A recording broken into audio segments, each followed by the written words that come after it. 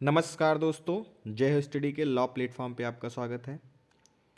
आज हम लोग फिर से यूपी पीसीएस जे प्रीलिम्स जो कि 12 फरवरी को होने वाला है, उससे संबंधित सभी न्यायिक विधियों से क्वेश्चन आंसर फॉर्मेट में आपको करा रहे हैं, जिसमें दंड प्रक्रिया संहिता, एविडेंस, आईपीसी सब के क्वेश्चन विथ एक्सप्लेनेशन है, जो कि आपके एग्ज़ाम के पॉइंट व्यू से इम्पॉर्टेंट है। ठीक है, तो आइए आज का जो पहला प्रश्न है वह है, भारतीय दंड संहिता 1860 की निम्न में से कौन सी धारा संयुक्त व आणविक दायित्व से संबंधित नहीं है।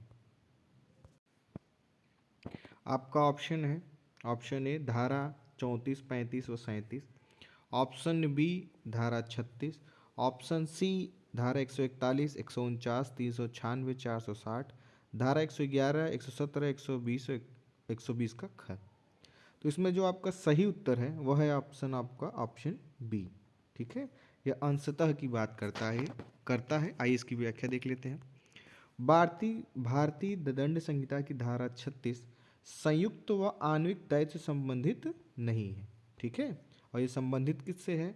इस धारा के अंतर्गत अंशतः कार्य द्वारा और अंशतः लोप द्वारा कार्य के परिणाम के बारे में उपबंध किया गया है, जबकि जो शेष धाराएं हैं वह प्रत्यक्षतः और अप्रत्यक्षतः संयुक्त व आणविक दायित्व से संबंधित है। ठीक है, धारा 34 आप जानते हैं कि बहुत महत्वपूर्ण सेक्शन है, सामान्य आशय के बारे में बताता है।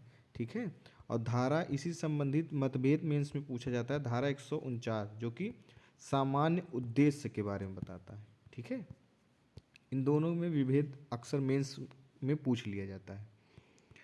अगला प्रश्न है हमारा कि निम्न में से कौन सा वाद सामान्य आशय के सिद्धांत से संबंधित नहीं है। यह प्रश्न बहुत ही महत्वपूर्ण है। डायरेक्ट इनमें से कोई एक केस डाल के आपको ये पूछ सकता है कि किससे संबंधित है, या मिलाने के लिए पूछ सकता है।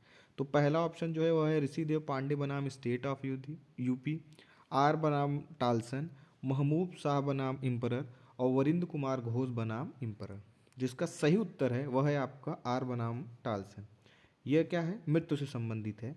बाकी ये तीनों ऋषिदेव, महमूद शाह और वीरेंद्र कुमार घोष, ये तीनों किससे है? सामान्य आशय के सिद्धांत से संबंधित है। आइए इसका उल्लेख देख लेते हैं। ऋषभ देव पांडे बनाम state of UP, Mahmood Shah emperor बनाम इम्परर तथा वरिंद्र कुमार घोष बनाम इम्परर के वाद सामान्य आशय के सिद्धांत से संबंधित वाद है, जबकि आर बनाम टालसन का वाद आपराधिक मनस्थिति एवं सांविधायिक अपराध से संबंधित है। ठीक है, तो इम्पॉर्टेंट दोनों चीज़ याद रखिएगा। ये चारों केस आपके एग्जाम से बहुत महत्वपूर्ण है, कोई भी एक देके आपसे पूछ लेगा। ठीक है, इसीलिए ये प्रश्न इसमें डाला गया है। अगला प्रश्न है कि सामान्य आशय के आधार पर संयुक्त दायित्व के सिद्धांतों के लागू होने के लिए आपराधिक कार्य किया जाना चाहिए। तो संयुक्त दायित्व का सिद्धांत किस पे होता चाहिए? एक से अधिक व्यक्तियों द्वारा, कम से कम 5 व्यक्तियों के द्वारा, केवल 2 व्यक्तियों के द्वारा और किसी भी विरुद्ध जमाव के सदस्य द्वारा।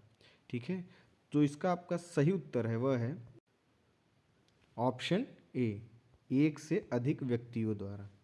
इसका अर्थ ही है कोई आपराधिक कृत्य हो और वह एक से अधिक व्यक्तियों द्वारा हो। ठीक है, इसकी व्याख्या देख लेते हैं। भारतीय दंड संहिता की धारा 34 में परिभाषित सामान्य आशय के आधार पर संयुक्त दायित्व के सिद्धांत के आवश्यक तत्व क्या हैं? डायरेक्ट मेंस में पूछा जाता है कि इसके आवश्यक तत्व बताइए सामान्य आशय के। तो पहला क्या है? एक आपराधिक कृत्य होना चाहिए। आपराधिक कृत्य में एक से अधिक व्यक्तियों के द्वारा यह आपराधिक कृत्य किया जाना चाहिए। ठीक है, और आपराधिक कृत्य जो है वह सब व्यक्तियों के सामान्य आशय को अग्रसर करने के लिए किया गया हो, व्यक्ति के बीच सामान्य आशय पूर्व निर्धारित योजना के अंतर्गत हो, अपराध में सभी अभियुक्त किसी न किसी प्रकार सम्मिलित हों, अपराध घटित होते होते समय सभी व्यक्तियों की शारीरिक उपस्थिति, परंतु सभी व्यक्तियों की सभी मामलों में शारीरिक उपस्थिति सदैव जरूरी नहीं है। ठीक है, तो ये क्या है? सामान्य आशय के होने के आवश्यक तत्व हैं। ये मेंस से भी डायरेक्ट ऐसे क्वेश्चन पूछा जाता है। भारतीय दंड संहिता 1860 की धारा 149 के बारे में पूछा है। एक घोषणात्मक प्रावधान है, एक भिन्न अपराध उत्पन्न करती है, साक्ष्य का एक नियम है या उपयुक्त सभी। जो सामान्य, ये धारा 149 क्या कहता है, ये सामान्य उद्देश्य पर संबंधित है। ठीक है, तो जो इसका सही उत्तर होगा वह होगा आपका ऑप्शन बी, एक भिन्न अपराध ही उत्पन्न करता है। आइए इसकी व्याख्या देख लेते हैं। भारतीय दंड संहिता की धारा 149 एक विशिष्ट यानी एक भिन्न अपराध को निर्मित करती है, जबकि धारा 34 जो कि सामान्य आशय ऊपर हमने देखा, साक्ष्य के एक नियम का प्रावधान करती है। तो ये बहुत महत्वपूर्ण टॉपिक, बहुत महत्वपूर्ण एक्सप्लेनेशन है, याद रखिएगा। इसमें से बन सकता है कि साक्ष्य के नियम का प्रावधान किस धारा से है, तो धारा 24। और विशिष्ट अपराध कहाँ से निर्मित होता है, धारा 149। अगला प्रश्न है हमारा कि विधि विरुद्ध जमाव को तितर बितर करने का समादेश कौन दे सकता है। यह प्रश्न आपका दंड प्रक्रिया संहिता से है और इससे संबंधित जमाव को तितर बितर करने के लिए किसमें उल्लेख है, धारा 129 में। आइए देखते हैं यह पावर किसको प्राप्त है। कार्यपालक मजिस्ट्रेट को प्राप्त है, न्यायिक मजिस्ट्रेट को, थानेदार को, अथवा ए और सी को। तो जो इसका सही उत्तर होगा, यह दोनों पावर इन दोनों लोगों को प्राप्त है, यानी यह ऑप्शन डी, ए अथवा सी। सॉरी, न्यायिक मजिस्ट्रेट नहीं, इसमें जो होगा ऑप्शन आपका कार्यपालक मजिस्ट्रेट कर सकता है या थाने का भार साधक अधिकारी जो कि थानेदार होता है, अर्थात ऑप्शन डी। आइए इसकी व्याख्या देख लेते हैं।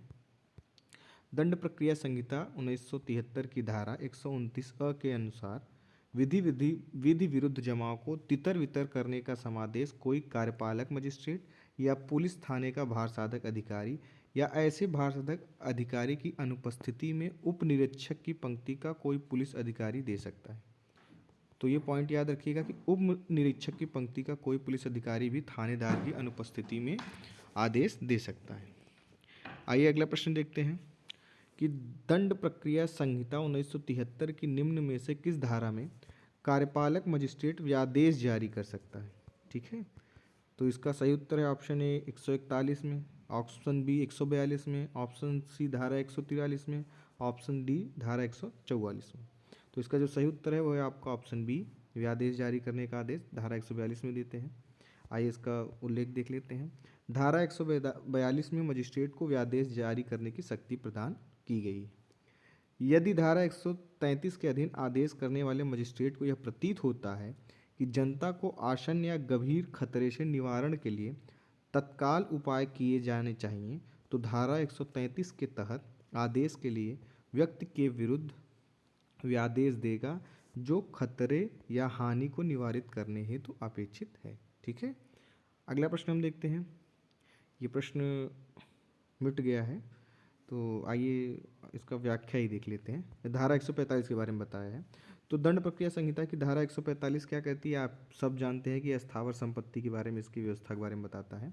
तो धारा 145 के अधीन स्थावर संपत्ति के बारे में विवाद में कार्यपालक मजिस्ट्रेट वास्तविक कब्जा संबंधी प्रश्न का निर्णय कर सकता है। इसमें यही बात इम्पॉर्टेंट है कि वह किस प्रकार की संपत्ति का कब्जा दिलाता है, वास्तविक कब्जा पर। ठीक है, अगला प्रश्न है हमारा, कई व्यक्तियों के संयुक्त परीक्षण की अनुमति है। जब कई व्यक्ति हों तो उनका संयुक्त परीक्षण, बहुत महत्वपूर्ण धारा है दंड प्रक्रिया संहिता की। ये कौन सी है, धारा 219, धारा 221, धारा 222 या धारा 223। जो इसका आपका सही ऑप्शन डी, धारा 223। आइए इसकी व्याख्या देख लेते हैं।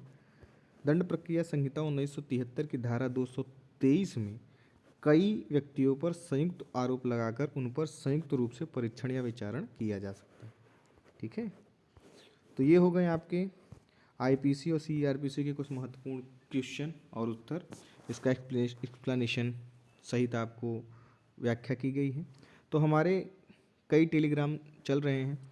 यूपी पीसीएस, आरओ, एआरओ, किसी से भी संबंधित जीएस का संपूर्ण कोर्स हमारे संस्थान के द्वारा कराया जा रहा है, उसकी तैयारी कराई जा रही है।